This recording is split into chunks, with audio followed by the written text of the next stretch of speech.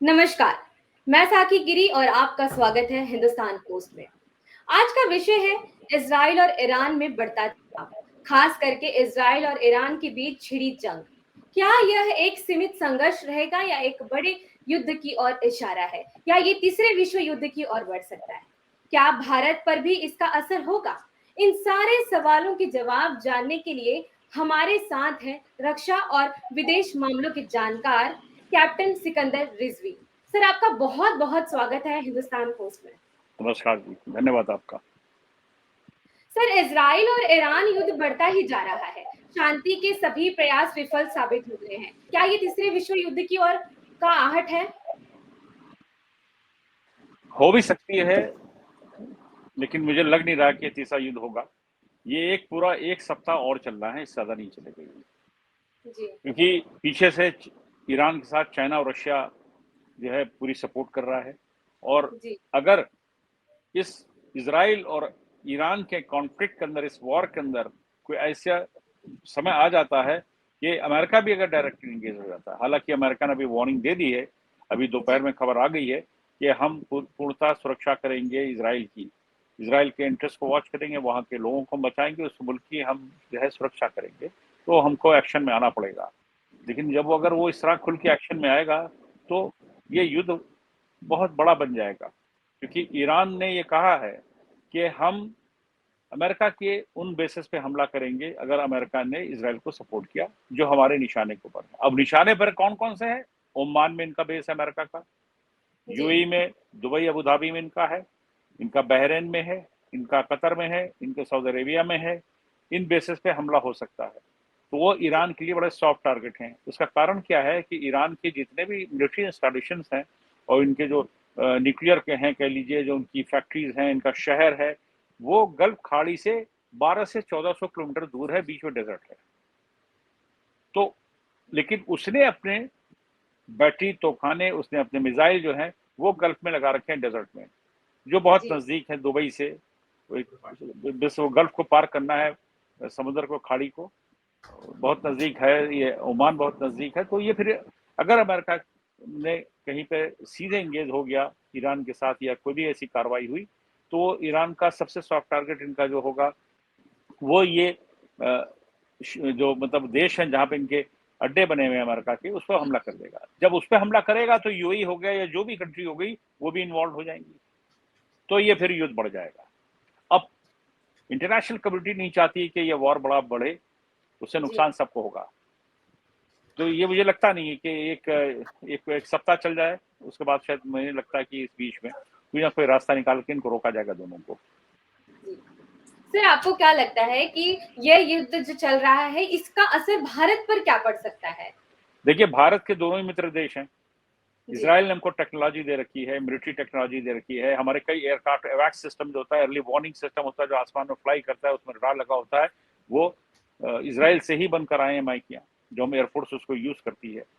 और ईरान जी। से हमारी ऑयल की सप्लाई रही है, और ईरान से बहुत ही पुराना रिश्ता रहा है, आज को नया नहीं है। ईरान से सैकड़ों साल से ईरान से रिलेशन इंडिया के हैं, और कभी इनके बीच में खटास नहीं आई। तो इस तरह से देखें तो दोनों ही मित्र देश हैं, इसलिए भारत बहुत सोच समझ के कोई, या भारत सरकार जो हमारी है, बहुत सोच समझ के इस पर कोई बयान जारी करेंगे या कोई ऐसा कहेंगे।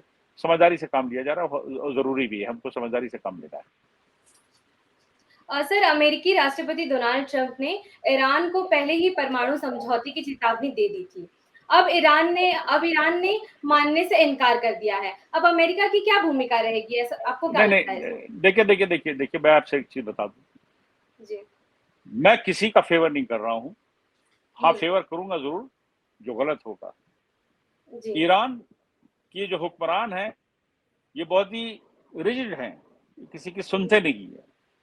अमेरिका ने कोशिश करी थी कि इनका समझौता हो जाए, इनको 2 महीने का टाइम दिया गया था, वो जो है समय निकल गया, और उन्होंने कहा कि भाई आपने हमारी बात मानी नहीं है, तो अब आप पर हमला किया जाएगा। इसराइल ने जी। हमला कर दिया, लेकिन ये मुगालते में थे अमेरिकन कि ईरान इस धमकी में आ जाएगा वरना हमला कर देंगे। वो मानने वाले नहीं है, उन्होंने बात नहीं अमेरिका मानी। अमेरिका क्यों पार्टी बनाए? इसराइल ने भी हमला कर दिया उनके ऊपर। तो इसराइल जैसे अपनी कंट्री के लिए कमिटेड है, और उनकी अपनी मिलिट्री, उनकी जो डिफेंस सिस्टम है उनका बहुत ही मजबूत है, उसको अमेरिका ने पूरी सपोर्ट दे रखी है। उनका जो हुँ। कहते नहीं कि जो मिलिट्री की पूरी जो सुरक्षा कवच है हाँ। वो पूरा अमेरिका ने दिया है, बहुत ही मजबूत है वो। तो उस पर उसको भेजना मुश्किल था, लेकिन जब हमला भी देखा जा रहा है 24 से 36 घंटे के अंदर जो इसराइल ने किया है ईरान पे, तो ईरान ने वहां से रॉकेट किए, मिसाइल्स की पूरी लगातार 200 भेज दिए, फिर भेज दिए, इतने लगातार उसने फेंकने शुरू कर दिए और उससे काफी नुकसान हुआ है तेल अवीव का, और इसराइल के बड़े शहरों का, हैफा का नुकसान हुआ है, और यहाँ तक के जेरूसलम में भी जाके मिसाइल गिरे हैं वो। तो उनको रोकने की कोशिश की है। देखिए जो आयरन डोम सिस्टम है, जो इनकी सुरक्षा कवच है, इसका अमेरिका ने दिया हुआ है इनको, वो उसकी भी एक कहते नहीं कि लिमिटेशंस हैं, वो लिमिटेशन भी अगर आप कैलकुलेट कर लिए कि साहब 90% तक के डिफेंस कर सकता है, तो 200 भेजे तो 20 मिसाइल तो गिर ही गए ना फिर। जी। और उसने भी बड़ी बिल्डिंगों को टारगेट किया ईरान ने, और ब्लास्टिक मिसाइल इस्तेमाल कर रहे हैं, हाइपरसोनिक, यानी इतनी हाई स्पीड के हैं कि उनको रोकना मुश्किल है। जैसे हमारा ब्राह्मोस है, इस तरह के हैं तेज रफ्तार के, तो उसको टारगेट उनको रोकना मुश्किल होता है। तो मैं सोचता हूँ कि अगर वो 20 भी गिरे तो और टारगेट पे लगे तो नुकसान बहुत बड़ा है ना फिर वो। अब उनकी 50 मंजिल की एक बिल्डिंग है जिसमें कि मोसाद का हेडक्वार्टर है और भी डिफेंस की चीजें हैं, जो उसने टारगेट की वो हिट की है वो बिल्डिंग।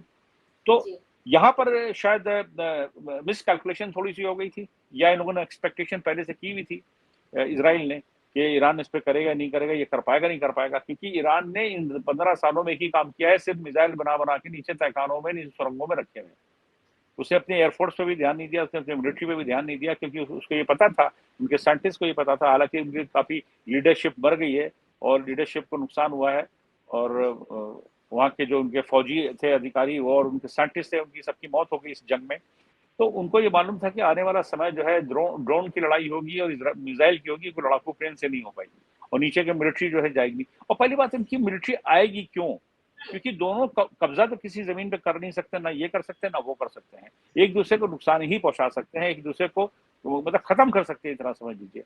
तो इसराइल ने पूरी कोशिश कर डाली है और कोई कसर बाकी देखी, सारे उनके न्यूक्लियर स्टेशन को तबाह कर दिया है। अभी बिल्कुल लेटेस्ट अभी खबर आ रही है कि वहां पे उनका न्यूक्लियर जो रेडिएशन था वो लीक हो गया है ईरान का, और 10 लाख लोग उसमें अफेक्ट करने जा रहे हैं। तो शायद वो चुपके चुपके उनको हटाने की कोशिश की जा रही है उन शहरों से ईरान की। जो अभी लेटेस्ट न्यूज, वो चाइनीज न्यूज एजेंसी ने दिया, मैं अपनी मर्जी से नहीं कह रहा हूँ, और वो जानी मानी न्यूज एजेंसी है चाइना की। ये सब रेडिएशन शुरू हो चुका है, हालांकि रेडिएशन अभी अंडरग्राउंड है, वो बाहर आने में थोड़ा सा टाइम लगता है, लेकिन तब तक वो कोशिश कर रहे हैं शहरों को खाली करा लिया जाए। तो नुकसान तो हो गया ना। अब उस जो नीचे अगर उन्होंने रखा होगा अपने न्यूक्लियर का जो भी है, तो उसे निकाल भी नहीं सकते। ऐसे ही है जैसे कि पाकिस्तान के साथ हुआ है हमारे ऑपरेशन सिंदूर के अंदर, जाके मार दिया, तो नीचे जो थे नीचे के नीचे सारे रह गए। तो कहते हैं उसके अंदर 100 पाकिस्तानी नीचे काम कर रहे थे, मर गए, ऊपर बाहर निकले नहीं। तो ये युद्ध जो है जब भी बड़ा इससे विराट और विकराल रूप ले लिया है इस समय, जो देख रहे हैं हम टेलीविजन के ऊपर भी, और मैं और भी चैनल से भी आ रहा हूँ बोल करके, कि जो है युद्ध बहुत, दोनों हमले बहुत बुरी ढंग से कर रहे हैं। लेकिन ईरान ने जो कुछ हमले ऐसे करे हैं जो चौंकाने वाले थे, वो एक्सपेक्टेशन थी नहीं कि वो वहां तक पहुंच जाएगा, वो हमले करेगा।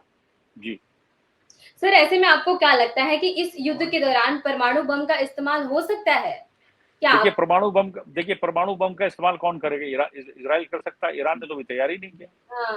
ईरान के पास तो परमाणु बम है ही नहीं, वो तो भी कोशिश ही कर रहा था काफी टाइम से। और जो उसने तैयारी करी हुई थी, और उसके पीछे नॉर्थ कोरिया था जो उसकी मदद कर रहा था।